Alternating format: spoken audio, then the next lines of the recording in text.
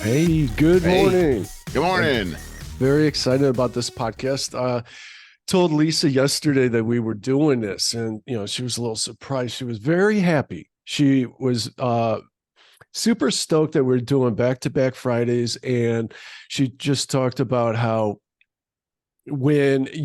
before you and I started the podcast, that on those occasions you and I would be on a phone call for over an hour, and I'd get off the phone and she goes, "You'd just be floating across the room. You'd just be in such a different place, in such a good place."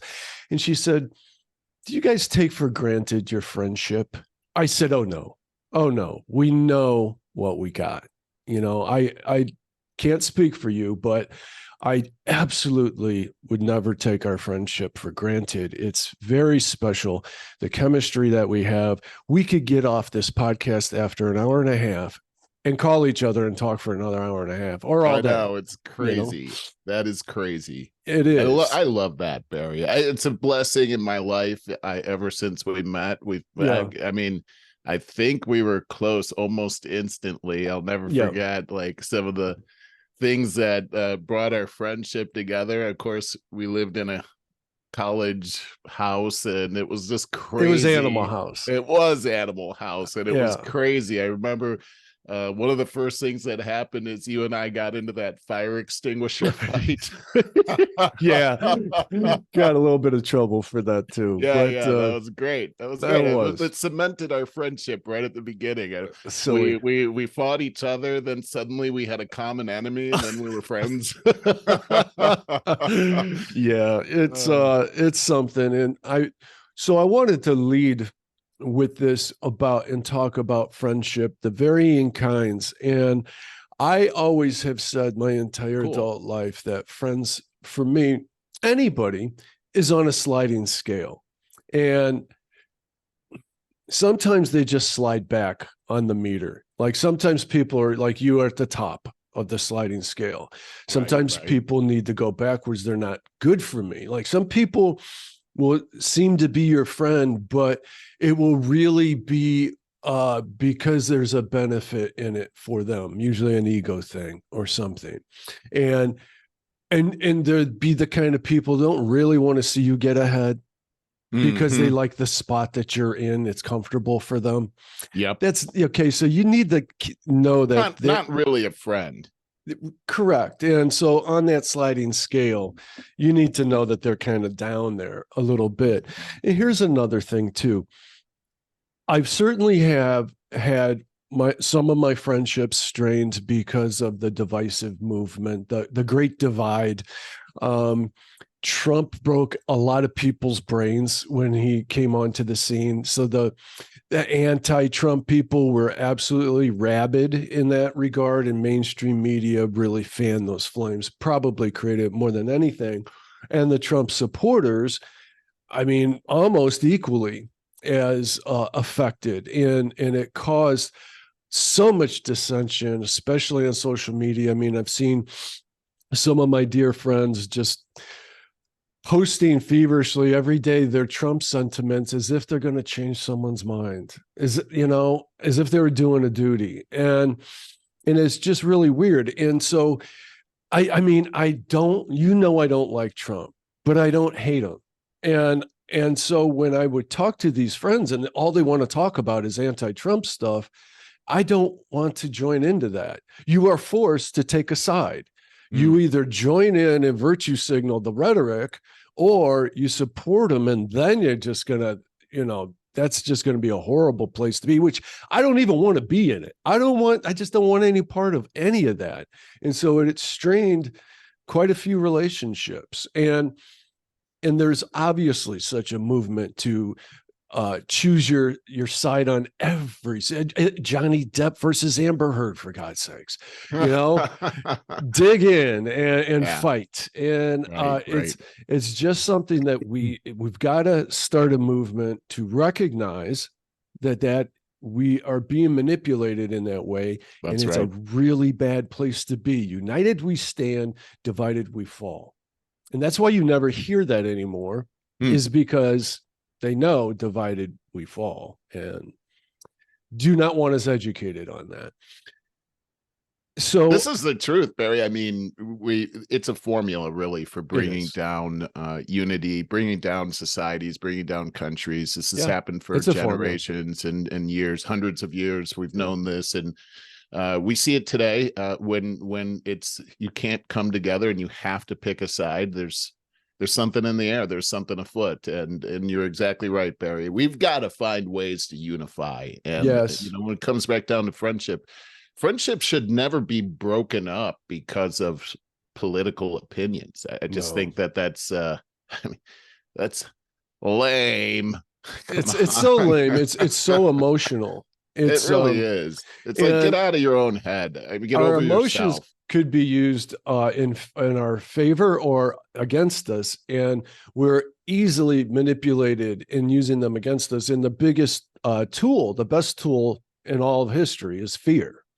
And so if you put enough fear out there, and Trump was going to start World War III, and look where we are today, on the precipice of that with Biden. So it's the fear thing. Now I want to just get back to the friendship thing and say that the best friendships, the best relationships you can have are extraordinarily supportive. As much unconditional love as you can give. Some people, you give them unconditional love and eventually they'll take advantage of you. That's not a great friendship either, but extremely supportive. And when you talk to them, you're recharging your batteries. You get affirmation and inspiration. I think that's the most essential thing that I could say in a true friendship is you're selfless. You want the other person to feel good, do well. And you know that when they do well, you do well. You talk about the agape kind of love. Yes. I could not think of that. And that, I think, is what absolutely makes the world go round. Now, and Lisa and I have talked about this many times. We both have our personal friendships, or you could count almost on one hand the amount of people that we call very close friends, but they're super good people and really great friends. And my friends, we were just talking, have one thing in common for sure. They're all funny. You and Scott and my buddy Atlanta Jeff and Dan, just all of you guys are just really funny. And I love laughing. I love laughing. You guys always make me laugh. But also I think mature and professional. And that's very important. I'm going to back off that a little bit because I think we all know how to be loose and immature too. And I think that's fun. Yeah, I think that's the thing, is that it's more fun to be friends with people that don't take themselves too seriously. Yeah. You can play the professional role and be professional. You're not actually acting, you are professional, but at the same time, you're a real person and you're not afraid to look silly in front of your friends. You know what I mean? Right. Like you take off the guardrails and you just be yourself. And that's the thing, when you're with people and they're just being genuine, there's something so endearing about that because you let your guard down. It's the real you, right? Yeah. Exactly. And people just appreciate that. And that's really the foundation for friendships. Yeah, that's very true. Another great thing about friendships is they can be your own support group. And we all go through different challenges. We all battle different demons. And a good friend is somebody that you can confide in. They know your flaws and you're not concerned that they're going to use that against you. I think that's very important. This leads me to something that I was researching this morning, I think is equally important, is we don't all have that great network of support group, the kind of friends who you trust with your deepest, darkest secrets, and they won't use it against you kind of thing. That's a tall order, right? I mean, it is. It's asking a lot. Yeah. So what I do want to talk a bit about are online support groups, forums. And I've mentioned this before a little bit, but after I started really doing some research, there's gold out there, man. There's absolute gold out there. Do you see the friendships? I do. Yeah. Okay, good. I'm on the right tab.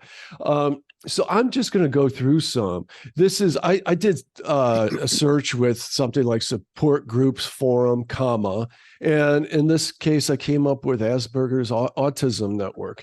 And these are, you can go to an online support group. And what I mean is you're just talking amongst yourselves online, probably typing for the most part, but for adults, for teens, parents, fathers, grandparents, just all these different ways that you can relate to these people. So if autism and or Asperger is in your family or affecting you personally, I mean, it's got to feel like you got it. There's times when we think our personal, unique flaw, we're the only ones and we're abnormal and we're crazy. We're so flawed and it's embarrassing. But when you get to talk amongst other people who are fighting the same challenges you are, you feel validated for one, and you feel inspired. Different people will find different techniques that will help them. And it'd be like, wow, you know, none of this other stuff made sense for me, but this rings true with me. This technique or whatever it is. This support group is simply called sane.org. And, you know, there's a lot of people, a lot of us that just battle mental health at different periods of time in our life. Doesn't mean we're crazy or always crazy or mentally ill, but there are times in our lives when we're just not at our best. And so there's one other support group. Now, Meetup. Meetup has tons and tons of support group. This is just one called Women's Hearth. And what we're about is enter a nurturing and compassionate circle that supports women's empowerment. So if that's something that interests you, that's out there. Check this out. I've heard of Meetup before. Oh, yeah. I've talked about Meetup a lot myself. I've heard about it in other circles as well. Like, you know, I like to ride motorcycles, and somebody suggested, hey, get on Meetup. You can meet several people groups that like to go riding on motorcycles. I never did it, but yes, it's very cool. Same. There's bicycle groups like throughout Cleveland. I don't like really riding in groups. I don't. That's what I came to my. I don't like to ride in big groups with motorcycles. So that's why I never did it. It's dangerous. But you name it, there's a meetup group for it. I remember a couple months ago, I had Debbie Weiss on here. She's an author that. Oh yeah, you had her on your show, right? Yes. Yeah. And she, her husband died of cancer at 50. She was just left to find herself, and wrote a book on her dating adventures. It was really good. It was a fun show. I still stay in contact with her on Facebook. And she was a fun person, definitely. Yes. I remember her because she was married to somebody named Ted, and she kept talking about how Ted passed away. Yes. That was my dad's name, and it kept hurting me every time she brought it up. It was kind of crazy. You. Well, we came to the conclusion at the end. She came to the same conclusion. That's kind of how the book ended. That what she did, that book was just hilarious, Misadventures of Dating, and at the end, she joined a meetup group for hiking.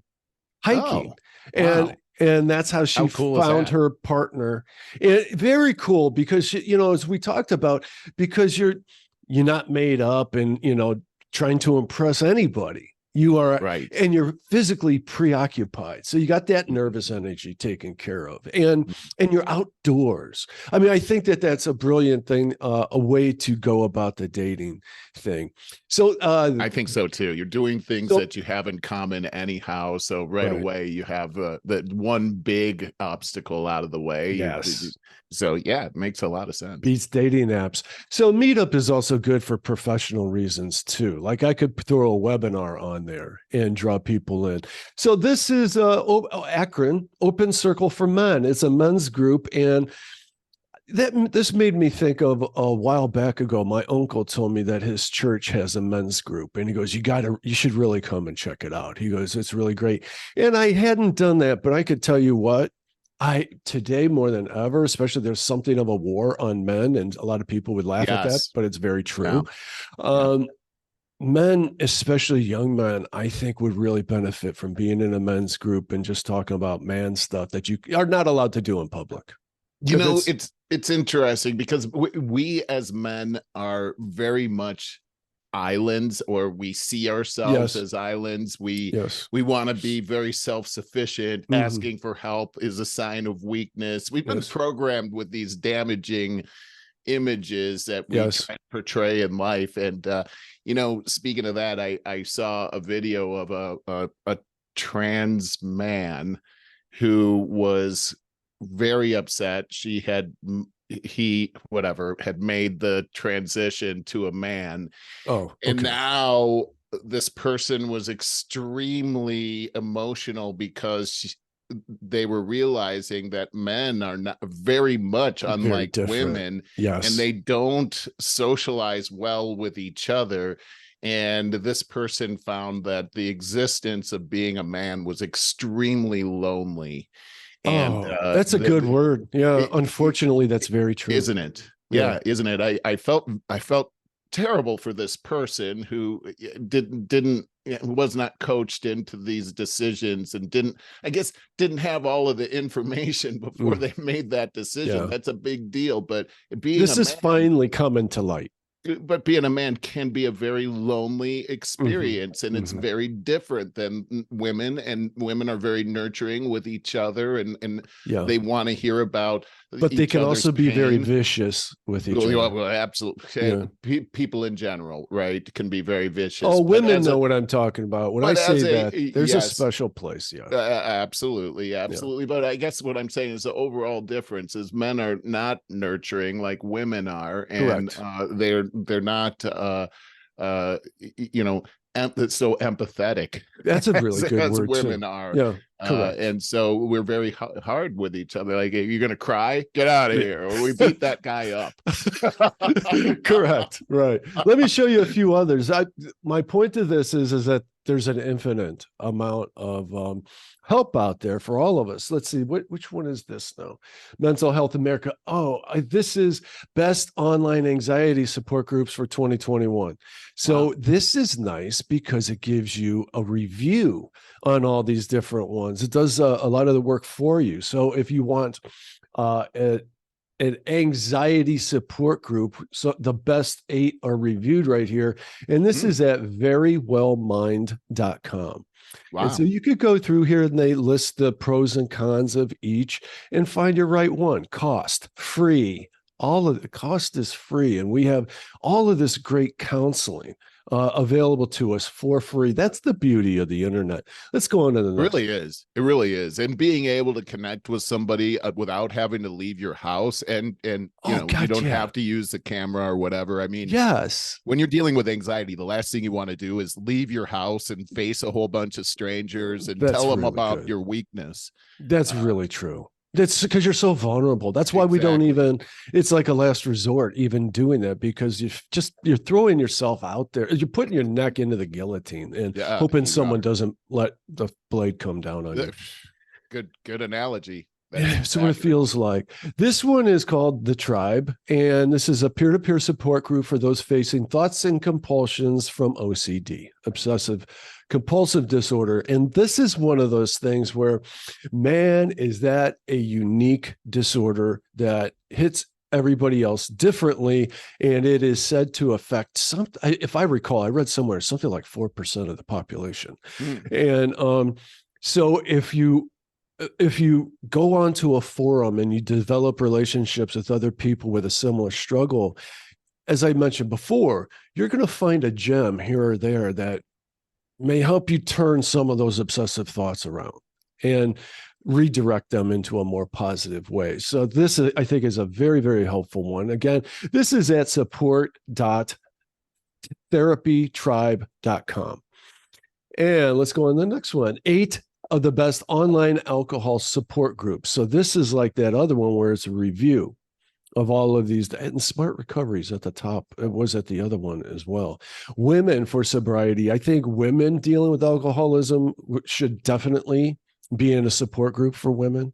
Probably the same for men, though. I would imagine so. Yeah. So this is at medicalnewstoday.com. And I think this is a very valuable webpage right here. Let's move on to another meetup group, and adult children of narcissists.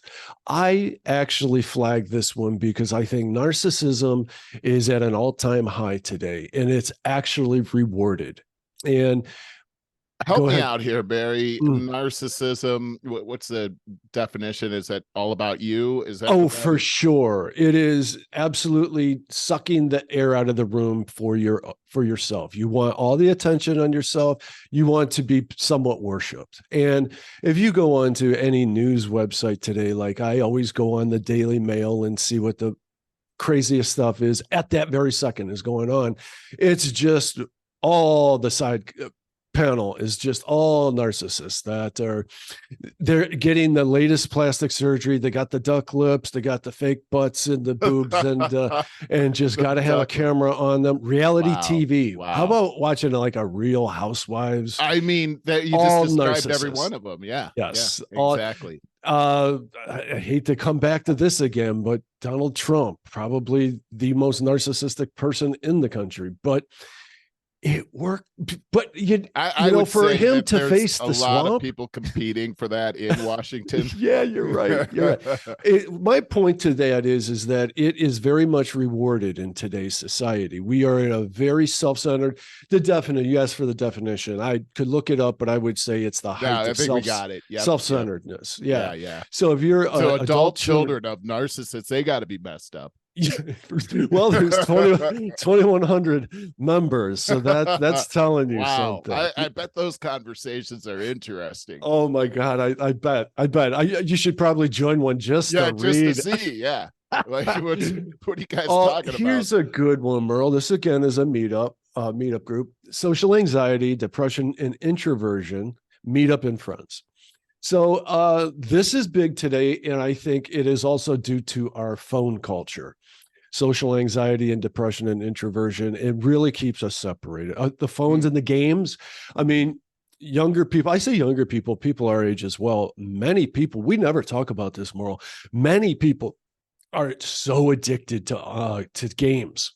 And it's easy to understand, man. They're like virtual reality now. There's these whole online worlds that are a heck of a lot more fun than our day-to-day lives. You're shooting up zombies and stuff. I mean, I guess, but it creates a lot of anxiety and separatedness. Well, and you see this. I'm not one of those video addicts, but people our age, I mean, they're doing the same thing. And I've seen like television shows where, the wife is doing stuff and the husband is just sitting on the couch with a remote and he's just he's completely detached. It's like he's not even there. It's so common. And I just I get it though.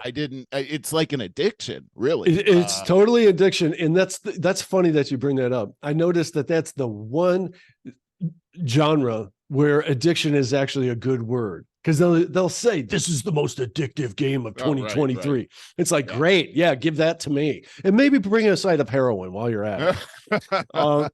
It's crazy. Like, who wants to lose their life into that? That's why I purposely stay away from those. Yeah, I play it with my kids sometimes. Game. Yeah. Okay, sure. My kids have we get together and we play these video games. It's pretty fun. So it's a big social thing, though. Yeah, it's not just me. Like, okay, guys, I'm gonna go off on my own and I gotta go home and play a game. Yeah. No, okay. I mean, games should be social, right? But what we've done is we've people are now within themselves, and here it is. It's this whole introverted thing, and you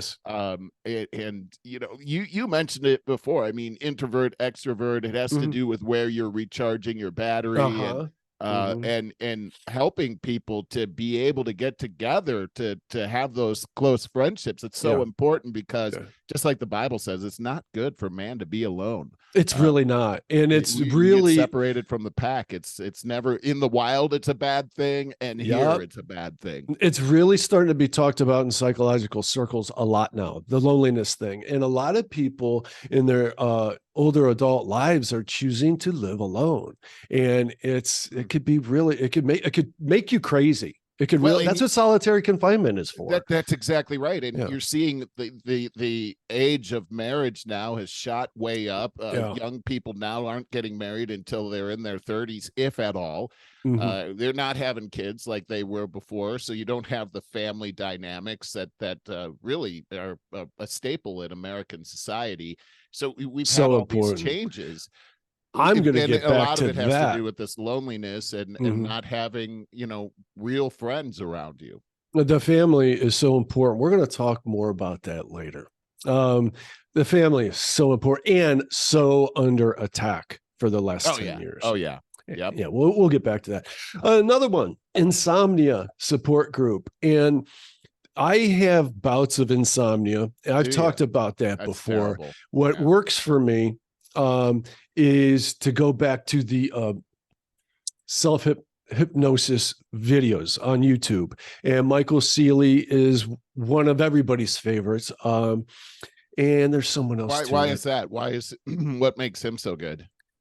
Well, his voice is really, really soothing, but what he talks about, it's always like a really good mellow music in the background. But the way that he talks, there's hypnotic techniques where you can start to enunciate at certain points, and it will get hypnotic and put you more into your subconsciousness. He has one that is about lucid dreaming.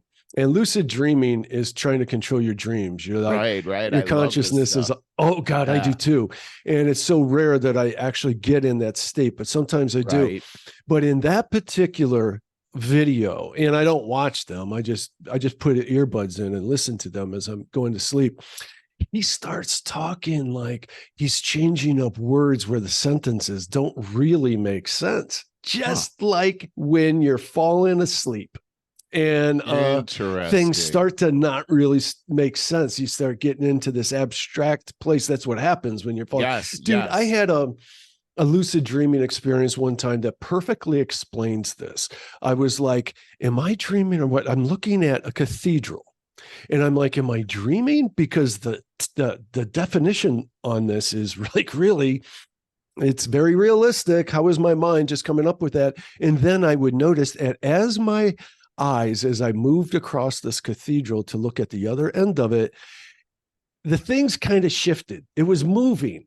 It was weird. And I can't explain it more than that, because dreams, if you can do this lucid dreaming, you will know what I'm talking about. I totally know what you're talking about, because cool. I read this article a long time ago about lucid dreaming, and I have a flying fantasy. Me too. I want to be able to fly, right? So that's what I want to do in my dreams. And it's so fun. And I'd had these dreams before about flying, and I could never control where I go in my dreams. So I wanted to have a dream where I could fly in my dream and go where I wanted to go. And so one of the tactics that they taught, you're kind of circling around it, is you get into it in your lucid state. Just go like this, hey, am I dreaming? And then pinch yourself. You feel the pain. And so you condition yourself to do that on that. And then when you get into your dream, you do the same thing. And then that's when you know, hey, I'm in a dream. And so that's what I did. And I finally got to the point where I could, hey, I'm in a dream. And I tried to fly, which I did a little, still couldn't control where I was going. I know. I do the same. Or do you ever do the one where you're flying, but you're going too high? It's scaring you? Yeah. Or coming close to the ground. Like, whoa, it's like that show, The Greatest American Hero. Like I'm flying into a billboard or whatever. It's terrible. Right. Well, I want to say about insomnia that some people have incredibly, have a big problem with insomnia, and it'd be horrible. I can't even imagine. It'll drive you crazy, man. I could see just one night of that. Perform. I've had nights like this. Not a constant problem, but I've had these nights, and it's just I have 3 in a row though. I can't even imagine. And I think again, I would need this group if exactly because. Everyone is going to have techniques, unique techniques that work for them.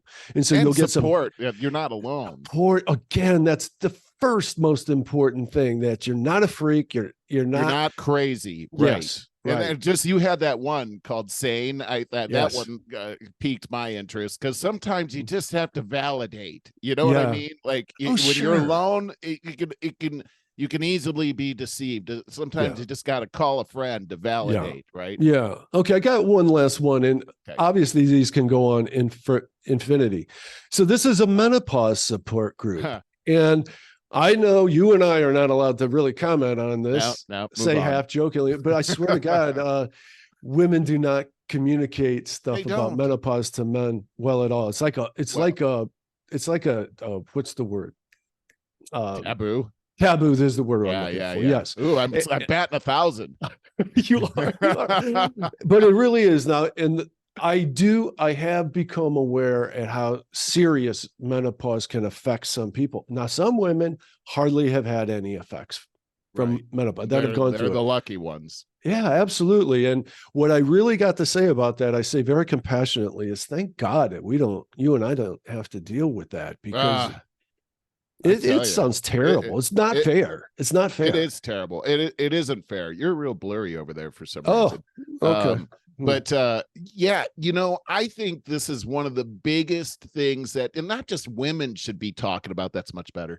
The men, I felt like, I was kind of mad at my father for not cluing me into this menopause thing, and just warning me like, hey, there's going to be some things that are going to happen, and here's how to deal with it. But I personally got a book on this and read all about it, so that I would know how what's going on, and how I'm supposed to be able to deal with it and everything. Because when you're married, it doesn't just affect the woman; it affects your relationship. Yes, it does. A lot of marriages get broken up when the woman is in menopause, and it's because all of these changes are happening so rapidly within them, and it has an effect on your relationship. So I think that it's really important to just openly talk about this, and really maybe even as kids should be educated on this, so they know what's happening with their mother. And here's the other thing too, Barry, is that up until really modern history, because of hormone therapy, a lot of women who went through menopause in the past died in the process. Oh, wow. So it shortened a lot of people's lives, and really think about it, because a lot of people end up in severe depression over this kind of thing, and then that people that get into depression isolate themselves, and here you go again. It's not good for man to be alone, and so this thing, we got to drag these. Really, I think the theme that we have here is dragging these things out into the light. Yeah, there you go. For your friends to help you to deal with these things. It's very, very important to having a quality of life, to have these people. And Barry, just back to our relationship, because that's where we started out, is like, do we take this relationship for granted? And I mean, for me, I probably take every one of my blessings for granted in some way or another. But I have to say, man, you and I have been friends for decades, and I remember, this is one quality about friendship that I appreciate probably the most. And I'm going to ask you what you appreciate the most too, because for me, it's that a friend is somebody that says that when they say they're going to be there, that they're there, like you can count on them. And if you're in trouble and you call out, that they come and help you. And we talked about anxiety, and I just remember having a bout with anxiety many years ago, and I was in a hole. I was in a deep hole, and I did not know where to turn. And I remember you and I spoke, and I was hiding in my basement. I was saying, this thing can really mess you up, right? And I called you up. This is many years ago. And I told you how scared I was, and I didn't know what to do, and I was actually afraid to even leave my house. And the next day, you showed up at my house and you took me to the doctor. I couldn't even do that for myself. But I'm telling you, Barry, that meant so much to me that you came out and did that when I was in that hole. It was like I was in a deep hole and you just reached your hand down, and a friendly hand, and I just grabbed a hold of that and hung on for my dear life man, at that point. That's what real friends are, for sure. For sure. I wanted to back up. I did want to make a point about the menopause. That my mother has divulged to me that she believes menopause played a big part in their divorce. They divorced when I was like in college or just coming out of college, something like that. Oh, wow. And I remember I told you before, when she told me that on the phone, I remember where I was just like, why didn't you do this years ago? Because their relationship was rather vicious. And but my mom says menopause really did play a very large part in that. I mean, I'm not surprised, especially as men, we don't understand. We haven't been educated.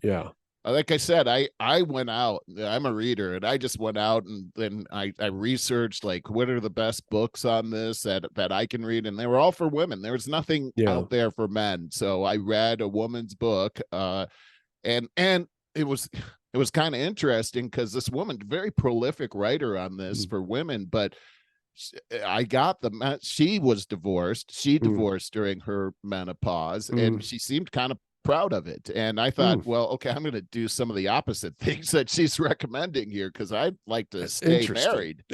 I love being married to my wife. So anyway, but when you're on the same page with your spouse, you can get through anything. I mean, you really can. And I know that I appreciate it when Anne Marie gets on the same page with me with some of the things that I struggle with. And it makes all the difference in the world, Barry. It does. And full circle back to our friendship. It says so much. Lisa and I, when we were talking yesterday about this, and she was so happy about us doing this podcast today, she said she goes, think about what I saw in your friendship pre-podcast when I reached out to a total stranger, Merle. She goes, I fished out the garbage, a Christmas card from Merle, and hand wrote him a letter. She did. And saying that you guys were conspiring this trip out to California to go and meet you. Imagine that she did all of that.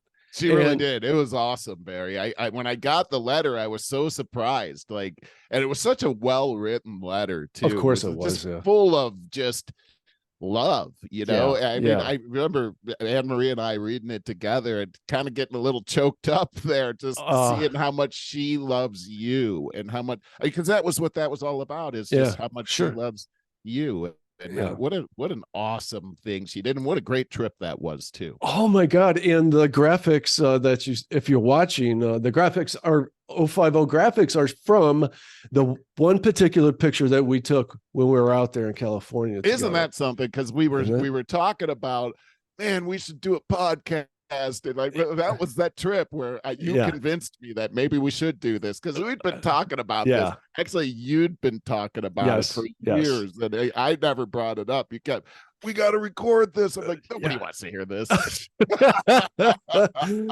So fun. We just have the most fun conversations. And it's like, our biggest fan is Lisa. And she says, she likes it when it's just a conversational flow. She absolutely loves our podcast. I love that too. Yeah. Well, it's enjoyable. It really is. So the whole point of all of this was that we need support. We need dear friends, and when even our friends aren't enough, that there's a lot of support groups out there available to us, more than I truly realized until I started doing that digging.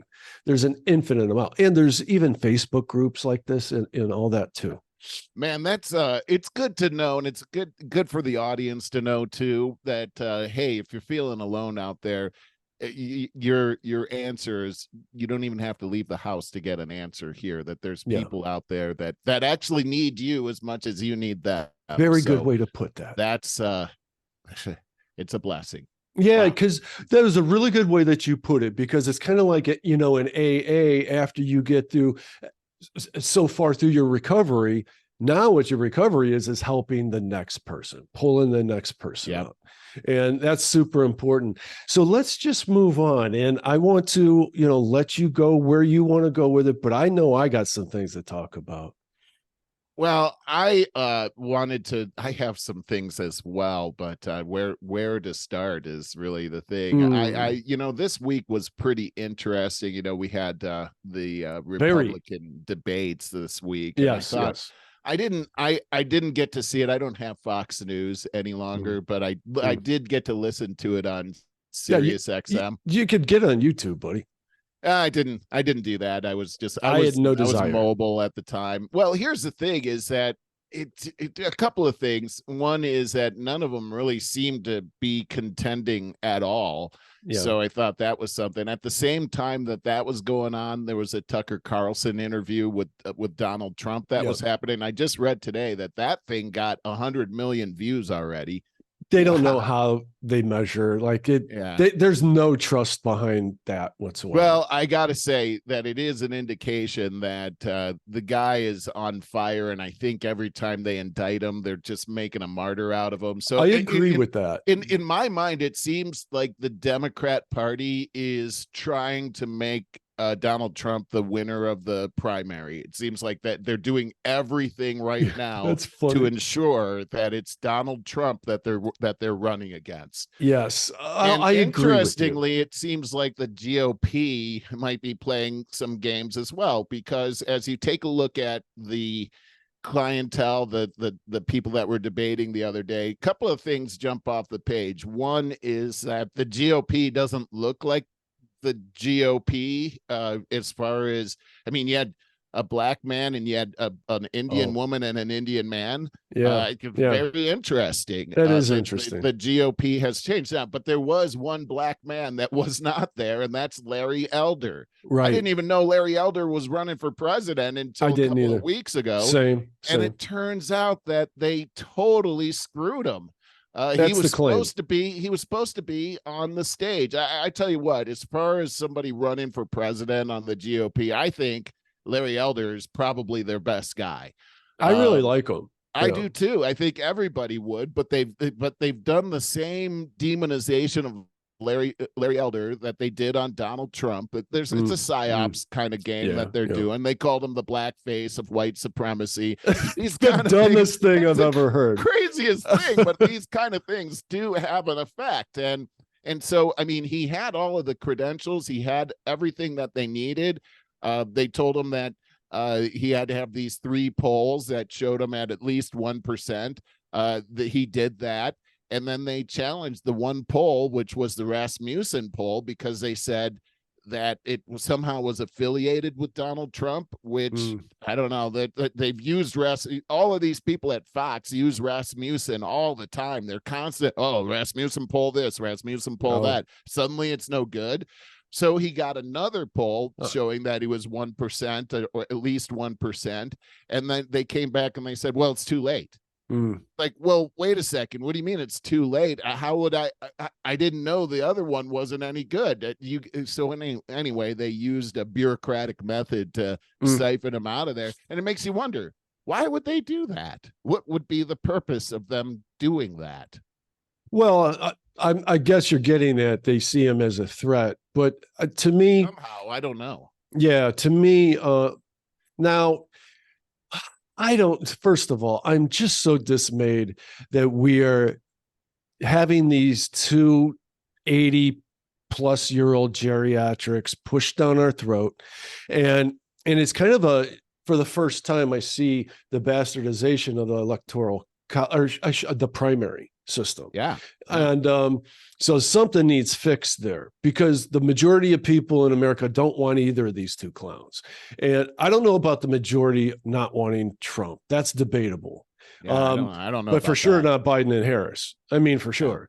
And but I'm just so tired of America, the state of America politically, where it's been. And I suggested that you listen to this, was it Jordan Peterson podcast with Vivek Ramaswamy on it? Yes. Swamy. Second time he's been on Peterson's podcast. And so the first time I got an introduction to him, I thought, wow, this is a smart guy. That's what I came away with. That was a few months ago. And this time felt like I kind of knew him quite a bit better. I was super, super inspired by him because he's a 37-year-old millennial that is really smart. And he leans more into kind of a libertarian type of Republican. And I'd say, we need our labels. We need to know where people fit. And I'd say I'm probably better suited in a libertarian label than any other. And I took some notes, most of it from his Wikipedia page, but I want to explain the relief that I felt in being inspired by what he had to say, because he wants to bring patriotism and traditional values back to his generation that hasn't known this, Merle. They haven't known that feeling. Do you remember what it was like many, many years ago when we felt very patriotic and embraced traditional values, and we all kind of accepted the fact that a family thing was good, a family nucleus was right. And so Vivek feels like his generation was robbed of all of that, and to be, and he thinks being counterculture and cool can actually be to bring back patriotism and family values again. I love that idea. That made my heart swell. Is being a patriot right now. Yes. It made my heart swell. That's what's cool. Yeah. So he says that the United States right now is in the middle of a national identity crisis, and I totally agree. I agree with that. Half the people in this country feel bad about the American flag. Don't want to see the American. That's too bad.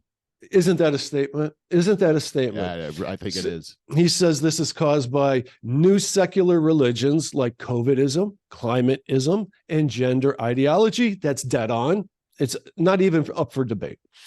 He's also critical of environmental, social, and corporate governance initiatives. That would be ESG. Okay. And in 2023, Forbes estimated his net worth to be more than $950 million. Wow. His wealth comes from biotech and financial businesses.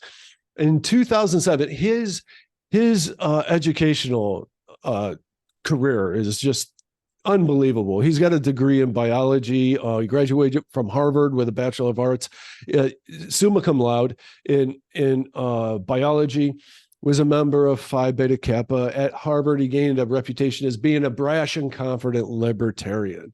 A few years after that, he's already a wealthy man. He goes back to Yale for law school and gets a degree in 3 years. So this is I think the law part is a very important part of his political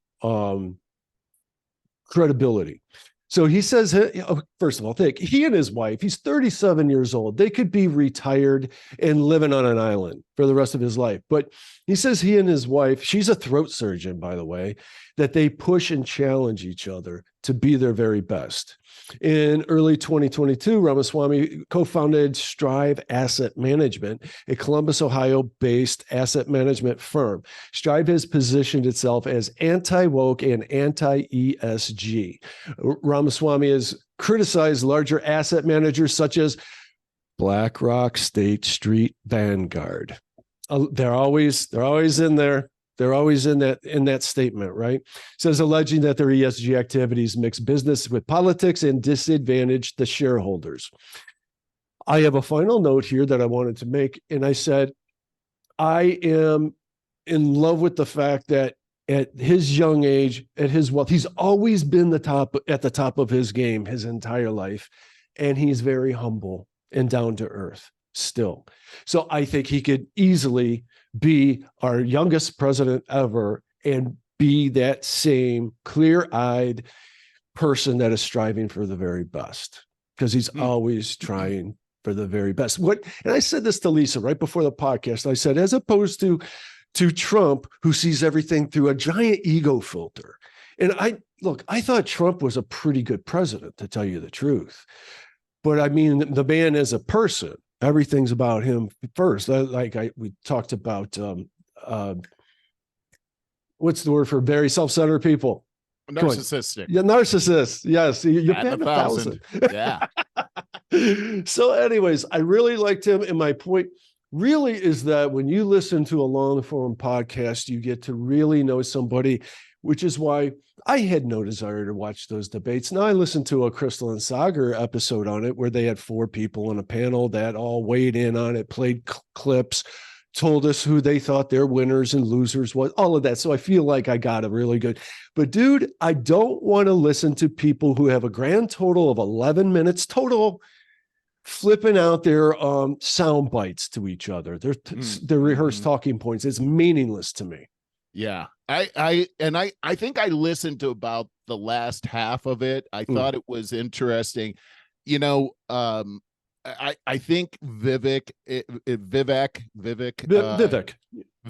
I think I'm glad he's there because he's stirring things up. And I thought it was interesting. What it appeared to me was that these GOP long timers like Pence and Nikki Haley, God, so tired of very much attacking Vivek. Yes, they felt very threatened by him. Yes, There was Chris Christie was attacking him as well, and there's something about Vivek. I mean, he looks good. He's well spoken. He's got a fantastic smile.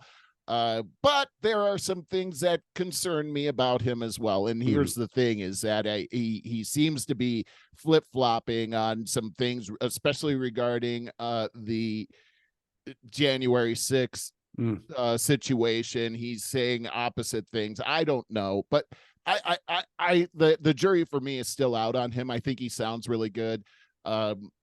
So being a hedge fund guy and a pharmaceutical guy makes me suspicious. I know that he also received George Soros money to go to Yale. I didn't know that the George Soros's son's foundation paid for his education to go to Yale. He says it was because he didn't have money at the time, yet we can see that he had made over $1 million a year before that. And the 2 years prior to that, he had made over $1 million. So it's hard to imagine that he didn't have money to go to Yale. And then he also, I'm looking at his Wikipedia site, paid money to have the Soros connection removed from his Wikipedia site. So I don't know. It's in this day and age, I don't know what the deal is on that. It just raises a red flag. Maybe these things are honest. I don't know. It is interesting to have somebody this young in here who is that smart and that well-spoken. That's kind of exciting in politics in general. But is he ready for this? I don't know. I think does he even have a snowball's chance in hell to make it? I don't think any of those guys do. I was going to say all of this conversation is just for fun because none of them have a snowball's chance in hell. So it's a moot point. Bad. It's too bad. It really is. The fact that Trump did not join that mix, I guess I'm disappointed, because if you're going to have a Republican debate, bring the Republicans in. Let's see it. And I'm getting tired of this. People not getting in the debate that are the front runners. Like Katie Hobbs did that over here. She wouldn't debate. I'm tired of that. I think that's a lame. It's anti-democracy. And I feel like we're not really in a democracy anymore. I don't think we are. I think we can irrefutably argue that we're not. I think you're right about that. But I was going to say, but when I listened to him on that podcast, I just had these visions. I could totally see, first of all, I think the millennials, which is now, they're really coming into power now. I think people that are truly in power are 40, 50, 60 years old. Because they're the ones that care, that are really involved in. That's true. And I think he would inspire the generation that needs inspiration the most, and with the right values, and make the right values cool for the first time. And I felt I had this glimmer, this dream of America feeling like the JFK era again. How cool would that be? That would be very cool. And what I mean is, because I'm so done with these old people that are just running this country into the ground, just tired of it. Now I want to ask you, this is switching gears, but on the same. What is going on with the Trump thing now with his indictments? Is it possible that he could not be the front runner as a result of being in prison? I don't think so. I don't think so. I think that he could still be elected as, according to the Constitution, he could still be elected president, even if he's jailed. And now if he's jailed and he's elected president, he could actually pardon himself. So it's all crazy, but what you can see on these indictments is clearly what it is. It's a political stunt. All of these people that are indicting him are guilty of the exact same thing they're saying that he's guilty of. Mm-hmm. All of the Democrats and all of the Republicans have contested elections in the past. Every single one of them have done this. And we've seen it. We've seen it live on TV. We've also seen where all of these guys have classified documents. They all have them. If they're going to indict Trump on all of these charges, they have to indict the whole kit and caboodle. So we can see that this is a political stunt. The problem is that now that this tactic is being used, the Republicans will use it too when they're in power. And this is the degradation of the country has degraded down to. Exactly. So as we see this latest indictment, and I don't know if you saw the mugshot or not, it's just I did.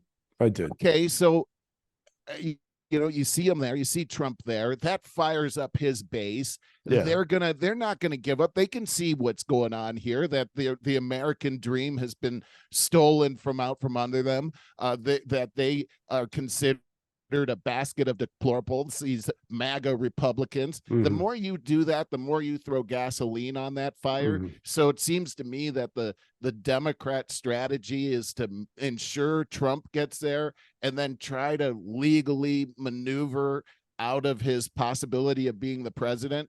And here's the thing is if there's one thing that could legally prevent him from being the president, and they have not put an indictment out there, I'm very surprised that would accomplish this purpose. And that is, if you take a look at the 14th Amendment, the 14th Amendment has contained in it, because it was put together during the Civil War era, that no one can attain a public office if they were involved in an insurrection against the U.S. government. And so those particular words in something that the president has been charged with would prevent him from being president again. And so none of these other charges rise to that level yet. I'm sure there'll be more. He's got almost 100 of them now. It seems like one of them could make this happen, but we haven't seen that yet. But again, we see that even the DA that brought these charges in Atlanta, Fani Willis, we have her on the record of contesting elections herself. So it's such hypocrisy that we're seeing here, and we can see everything that's happening is politically motivated. It's obvious to everyone. And is it though? Because it would seem to me that if all of America can see that our American system has been ebbed away, you would think we would all just stand up and fight against that, because whether you're a Democrat or a Republican or an independent, all of us, we've all been bamboozled by this. And they're stealing away our wealth, our families, our friendships. I mean, we talked about on the first part of the show, but this core of people are responsible for pitting us against each other and destroying our government and our livelihoods. And that's go again, Barry. The stories about the lockdowns, the masking up, the new virus coming, and coincidentally, we're in election season again, and here we go. Now we're going to need to have those mail-in ballots if we have this whole problem again, and here we are ramping up. We're attacking political opponents. We're ramping up this virus again.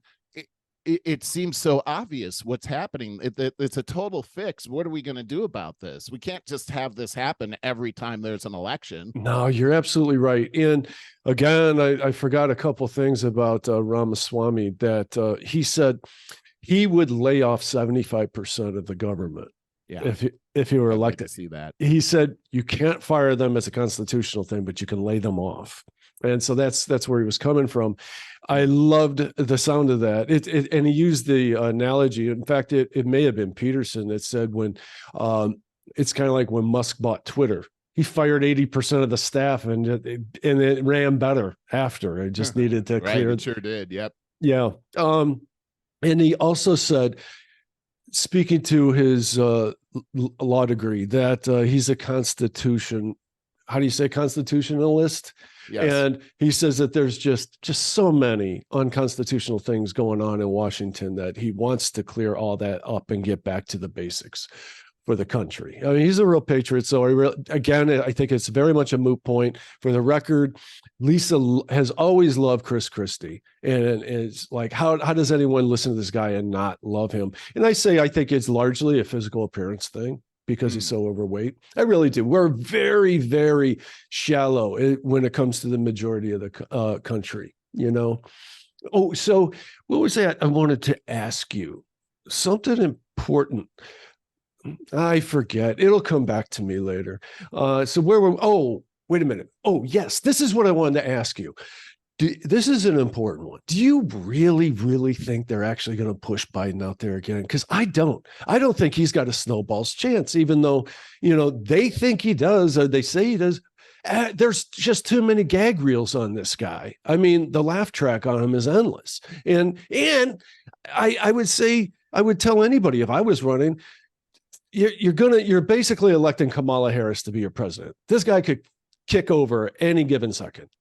And really, right there, that's all you need to say. I mean, no one could stand Kamala Harris. I agree with what you're saying. I think that it's ridiculous, actually, that you would think Joe Biden is your guy going into this. Ridiculous. But then again, you have to consider that Joe Biden beat Donald Trump the last time around. But and so now we saw what he did, though. But maybe his performance is awful.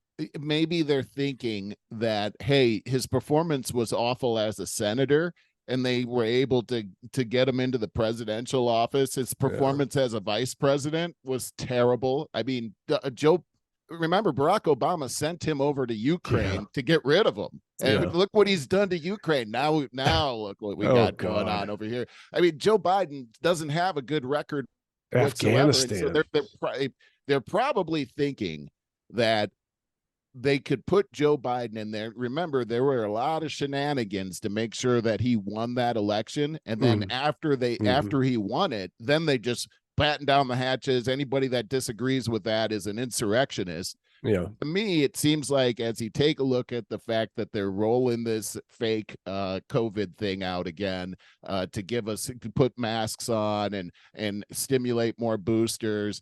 To me, that's all about the election coming up here. To me, this is, Joe Biden's our guy.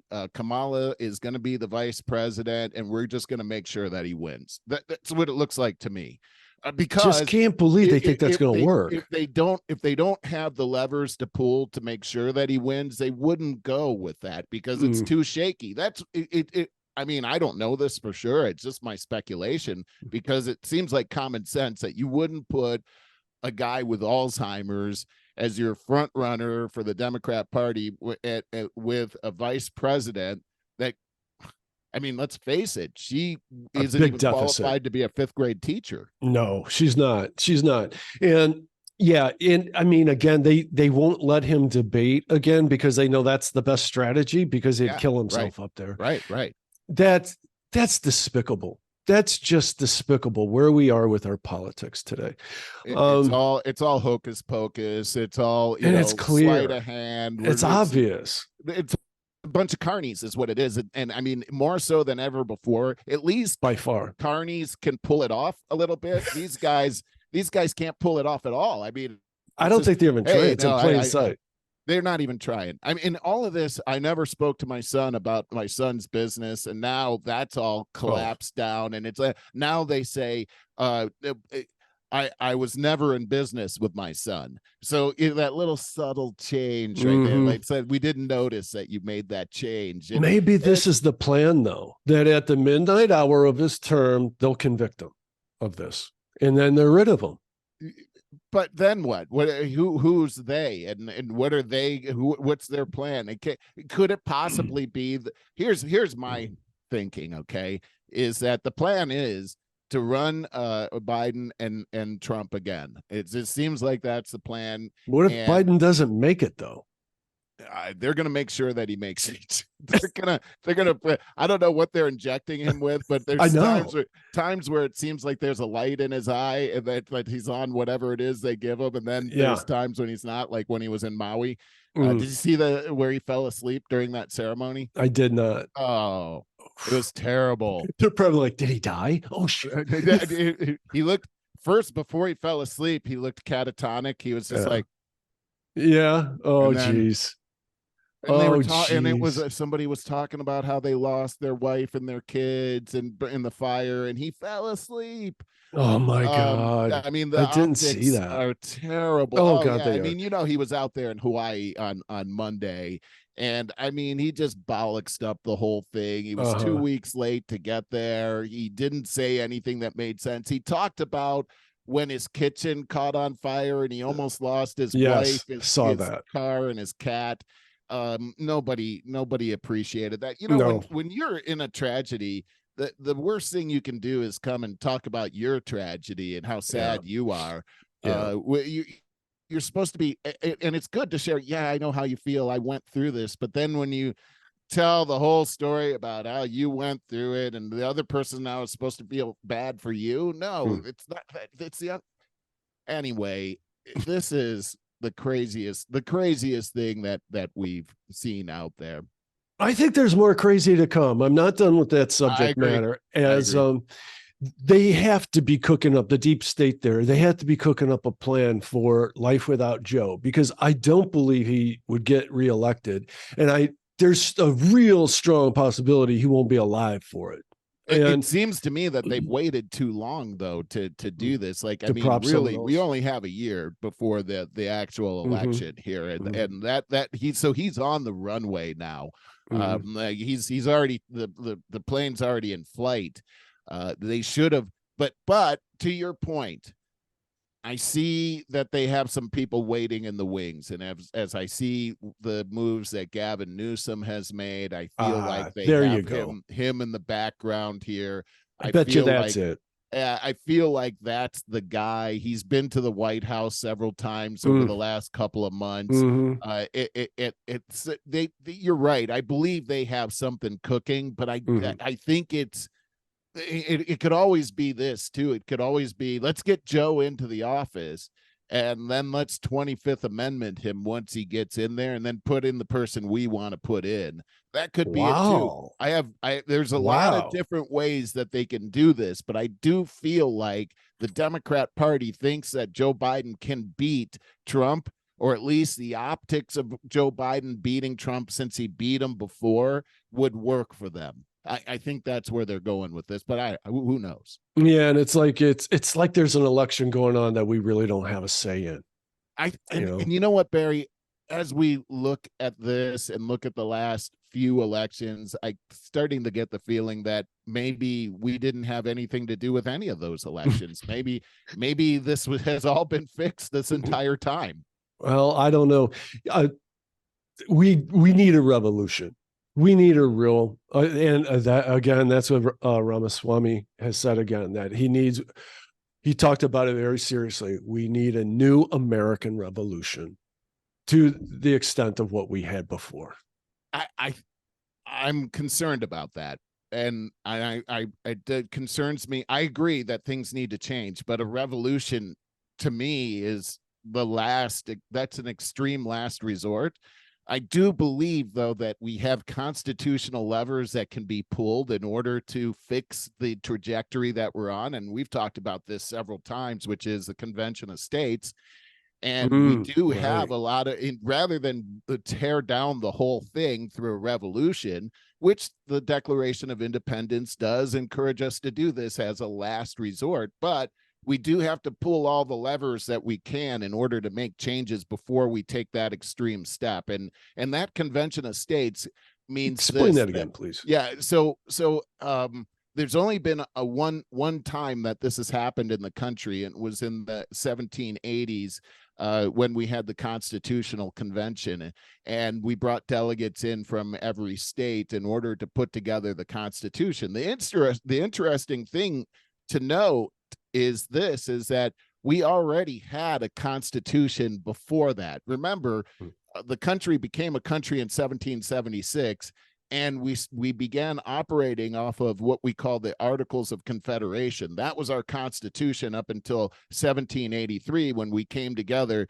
for a constitutional convention, and we developed a new constitution. That's why at the beginning of our Constitution, it says, in order to form a more perfect union. We had a union before that, and now this Constitution was to form a more perfect union. Well, that's what we need to do again, is to form a more perfect union. And we can do that by doing the exact same thing they did in the 1780s. It's called a convention of states.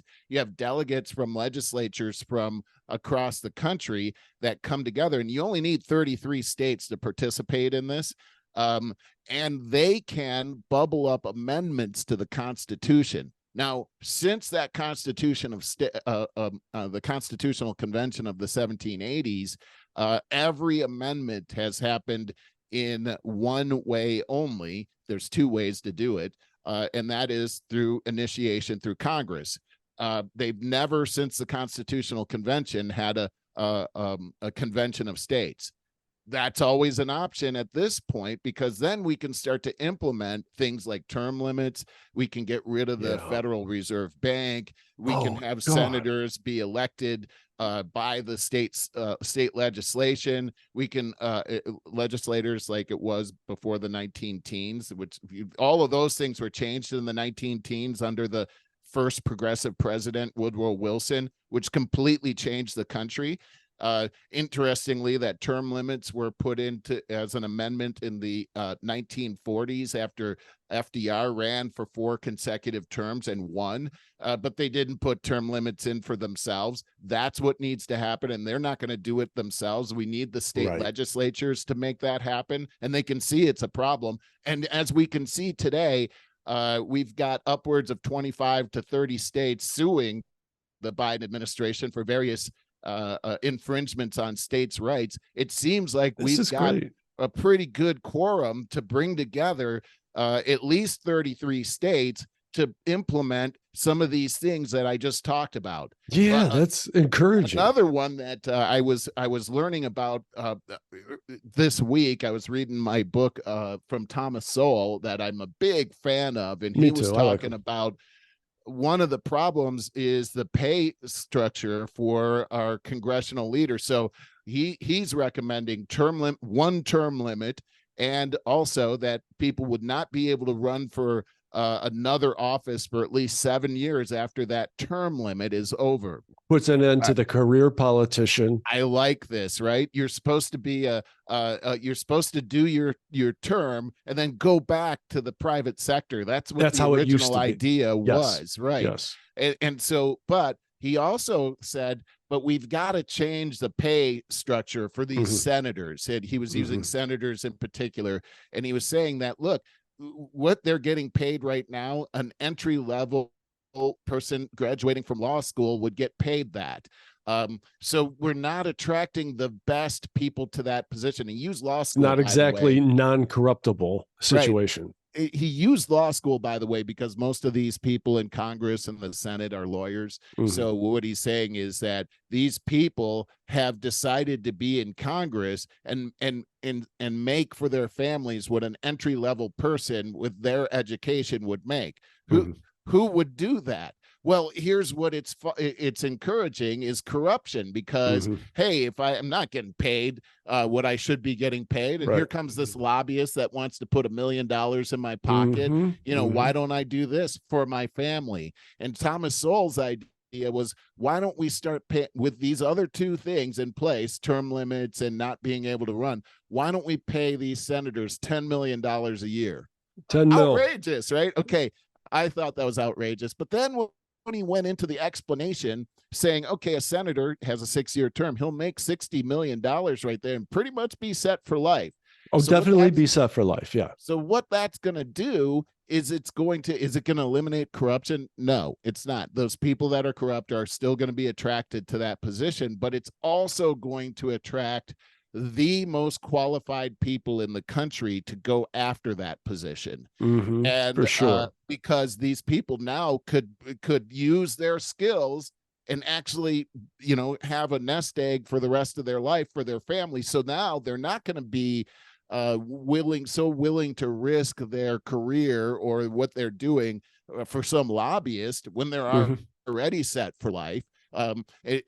It's an interesting way of looking at things and looking at how we could change things, because if you did this, his point was it wouldn't even impact 1% of our GDP or our national economy.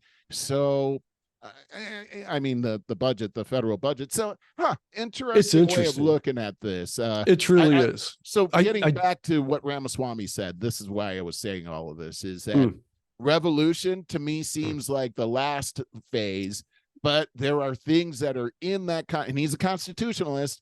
Yeah. I would like to see constitutionalists talking about remedies that are in the Constitution. That's good. I like everything that you said, and I think it's very interesting jumping off point. Thomas Sowell's take on that. I do think, though, that this $10 million, man, you're set for life in a few. I think it would start a whole new end of corruption, meaning like I'm running, you're running, we're all running, and it's going to be let's get into this. Trying to get there, and I think also something's got to be done about how much money it takes to run. You've had some really great ideas on that, I think, because people get cut out of. You and I can't run because we don't have $100 million backers behind us, right? Yeah, no, I firmly believe all money should be taken out of politics, 100%, because you got a super PAC, you got all these different corporations that back their person and know that their vote is in the bag for their legislation. That's the deal that is made. So all of their policies are signed, sealed, and delivered by the corporations before they even get elected. All money should be taken out of politics completely. And yes, they should be paid much better, and definitely term limits. Back to the Ramaswamy thing, regardless of who is in the running at the end, and we know what it looks like. I like the energy that he brings to the younger generation. I like that too. The inspiration, and we need them. I had this is kind of funny. I forgot about this, but several days ago, I think it was last weekend, it was a beautiful day, and I put on my backpack on my bike, and I discovered, and I discovered the upper level of a parking garage on Coventry. I don't want to give it away. I like the privacy of it, and I get a 6-pack of beer. Yeah, I got a cigar, and it's a beautiful day. Having a light beer and a cigar at 3:00 in the afternoon or whatever. Well, someone else pulls in up there into my very private, gigantic penthouse suite there. And how dare they? And it's a young guy, a black guy, about 25. We just start to, I'm like, the first thing I say is, "You found my spot." And he laughed, and he goes, "Yeah, I work down there. This is my lunch hour, and it's just a great place." He's having a cigarette. He goes, "It's a great place to chill and be alone." But we just really had a great conversation. It was like a podcast. It's like one of our podcasts. I told him about Vivek, and he did not. He's like, "Yeah, I vaguely heard of him." Well, I'm sure he's heard of him a lot now, 1 week later. And everyone's talking about him. He was a really bright-eyed, lights are on everyone's home young man. And I was telling him how we need his generation. Like, it's up to you guys, man. I said, I love that. Yeah, these 80-year-olds, running in the mess that we're in, and the corporations, everything, and we got to really, change everything. He totally on board. And look at you promoting a Republican to a young millennial. That's interesting. I'm not even sure if he's a millennial, if he was 25-ish. But I said, I feel just so bad for your generation. You can't buy a home, you can't even buy a car or anything anymore. Yeah. And it's just, it needs to be reeled in. I come back home and I'm telling Lisa about this. And we introduced each other. Turns out he works at a dispensary on Coventry. I didn't know there was a dispensary on Coventry. I didn't even know that was legal in Ohio. Medical. That's what I said. Well, I didn't, what? And he said, yeah, he goes, it's really super easy to get a medical license. He goes, you could go online, find a doctor, do it online for $80. Then you got to file with the state. That's another $30 and you're set for the year. Wow. I'm like, wow, I didn't know this. Okay. Interesting. Wow. So anyways, I come back home and I'm telling Lisa about this because he is such a nice guy. And like I said, just really lights are on, everyone's home. And she left, she goes, okay, so he's getting lectured from a 57-year-old man who's drinking a beer, smoking a cigar, riding his bike on top of a parking garage. And I laughed and I said, I said, that was never lost on me. The whole time I'm talking to him, I realized the optics. So I was kind of soft, like, how much can I say to this guy? I think, taking a bird's eye view of it, I think it was a terrific conversation. I think he enjoyed it. I would. I mean, think about that. If you're in his shoes, I was talking to a 57-year-old smoking a cigar and drinking beers up there, telling me. Funny, but that's where I like to talk to you, is up there, and I've done that on Friday happy hours. It is fun. I like that. Well, we might have to do that again today. Hey, I have something I want to share with you. Go ahead. You can. I gave you the share. I saw that. Yeah, I appreciate that. So let me see if I can do this. Okay. Skip it. Here it is. Anybody who thinks that we are a nation in decline to come to cities, to come to places like Madison, Wisconsin, where we have the lowest unemployment rate or daily in the country, where our population growth and our economic growth is driving the growth of the state of Wisconsin. We have a thriving university, despite refusal of Republicans at the state level to invest in it, where we have a strong job market, where we have a beautiful environment, and where we are tackling the issues of the day like climate change, where we're building housing, where we're building transit, where we are creating a place that people want to be. Okay, let's just play that beginning part again real quick because we missed that. So I would suggest that anybody thinks that this country is in decline, come to cities. Okay, let's just stop right. That's interesting. And first of all, I do want to say I had a couple friends move to Madison, Wisconsin, and it prompted me to do a little research on it. Google images on Madison, Wisconsin. It's a beautiful place. Okay, I really believe that I've been to Madison. Madison is a great little city. Yeah, I've done some business in Madison. There's a UW hospital up there, or Madison, up in Madison, Wisconsin, and it's beautiful. But I wanted to show you this because maybe Madison is a great place to be, but this is what we're actually seeing in cities right now. I just want to play this. This is a new thing that we're seeing all over, starting in Philadelphia. Can you see this? Mm-hmm. Conscious addicts with deep sores and bent backs are becoming a more frequent sight in several countries, especially in the US, where the zombie drug has recently gained traction. Oh my God. What is the zombie drug? The zombie drug xylazine, also known as Tranq, is originally an animal tranquilizer that is both cheap and easy to access. As a result, it has made inroads in illicit drug markets. The use of xylazine was first reported in Puerto Rico and Philadelphia in the mid-2000s, but experts say that it was in 2020 during the COVID-19 pandemic that its consumption increased exponentially in Philadelphia and in other states. And now, in 2023, it is present in most U.S. states. When consumed, it is known to cause necrosis in humans because it reduces blood pressure, heart rate, and respiration. Necrosis, the rotting of human tissue, can ultimately cause victims to require amputation, and that's where the drug gets its nickname, zombie drug. Oh my While Trank God. is not an opioid that is used by itself, drug dealers often combine it with depressants or stimulants like heroin, cocaine, and fentanyl to prolong or enhance their effects, or to increase their weight, and in turn, raise their street value. These combinations can be lethal, especially when fentanyl is involved, as fentanyl is said to be 50 times stronger than heroin, and is often itself used to adulterate other drugs like heroin and cocaine.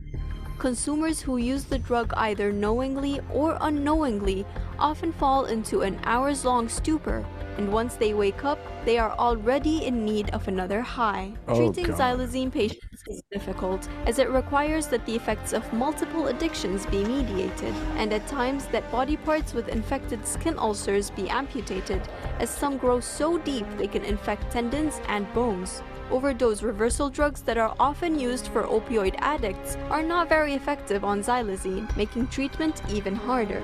Drug abuse is rampant in the US, where more than 109,000 lives were claimed in 2022 due to overdoses and other drug-related issues.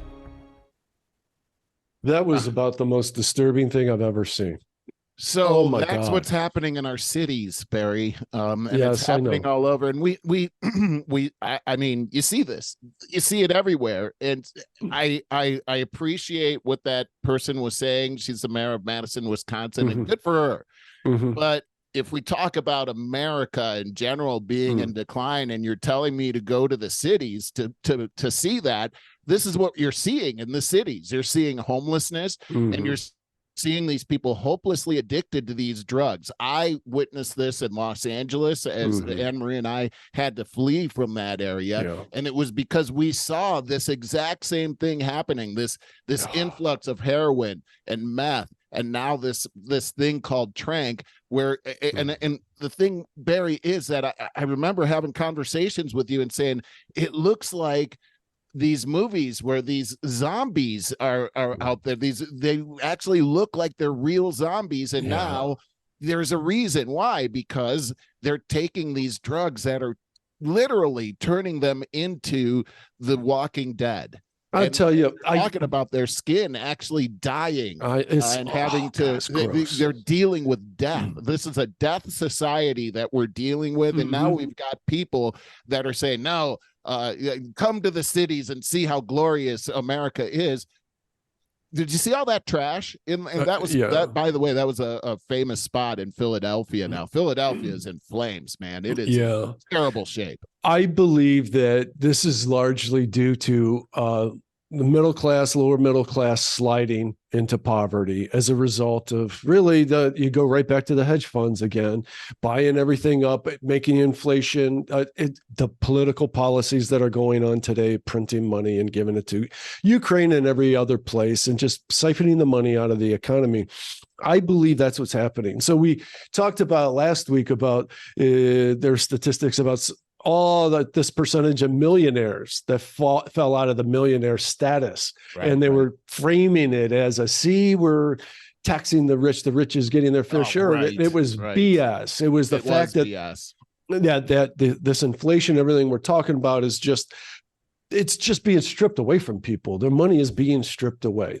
And this is the result, is you have all this homelessness and hopelessness that is going on. Let's just to dwell on that a little bit. I thought a very interesting piece of that report is that this drug mysteriously appeared on the scene during COVID, during such a hopeless time.